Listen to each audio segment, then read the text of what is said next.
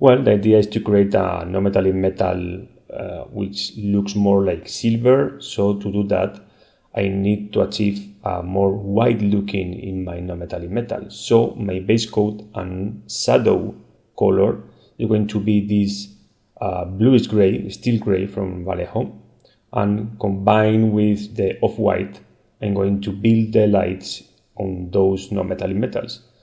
Obviously, if my shadow color is a color which is very luminous, like the steel gray, as you see, my overall look is going to be very luminous as well.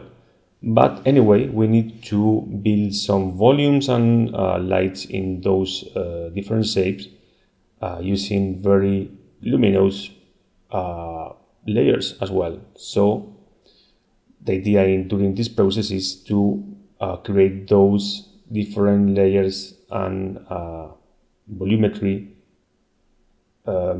filling all or big areas of the different shapes with luminous grays. So you will see that the overall contrast is going to be lower, but the overall luminosity is going to be higher. And you will see at the end how I achieve this result. My first layers of color are covering almost all the previous layers. I'm trying to follow the idea of the volumetry video. That means that these kind of parts of the magazines are like cylinder, the skulls are more like a sphere, so it's quite easy to interpret, you can say.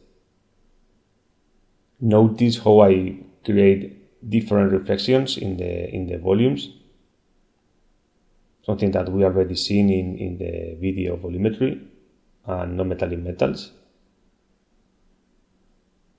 And for bigger areas like the skull, I try to divide some parts of the shape in more simple ones. For example, the jaw is like a flat plane, and the upper part of the head is like a sphere. So I try to interpret it in that way. My main view is the important one, so the light is placed in this part of the skull which is faced to the main view. I push the light sometimes using the same color several times because, as you know, applying the same color several times produces different colors because we are applying a transparent layer of the color. So we have to push several times with the same color to achieve the color we are applying. That's because sometimes other painters said that you need to apply a very thick paint, like a gulp of paint or heavy body paint or whatever, without dilution, which is okay. But the problem is not the dilution, is the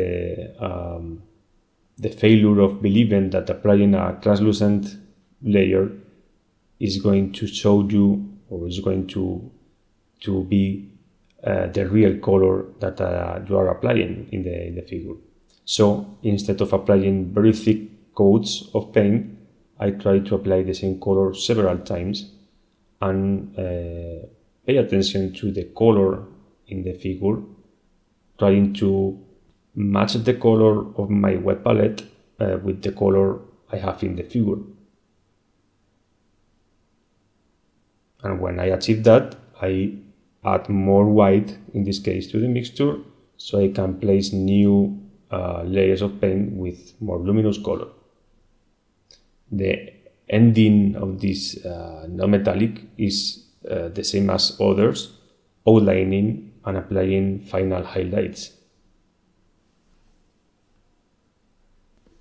With almost pure white or even pure white, you can apply the final dots of light in the edges and very specific concentrated areas of the different volumes.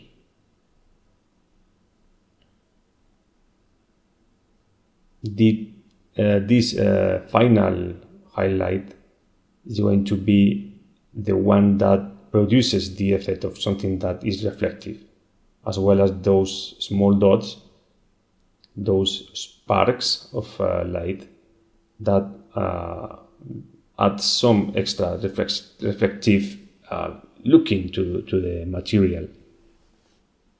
Now I'm going to paint the blade. The blade has two different planes, so I'm taking advantage of the angle of those planes to paint without masking, but you can use the mask if you want. It's just a matter of the angle of the brush, but it doesn't matter if you use masking or not. As you see, it's very easy, just painting over our base coat with the white in the two different areas. And then start working with the brush, outlining and mostly outlining and defining this part of the blade that is more organic.